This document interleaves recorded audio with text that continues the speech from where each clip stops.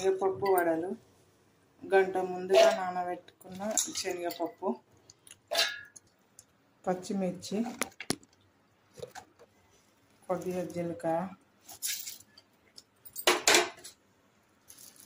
కొన్ని ధనియాలు, కొద్దిగా పసుపు, తగినంత ఉప్పు, సన్నగా తరిగిన కొత్తిమీర, పుదీనా.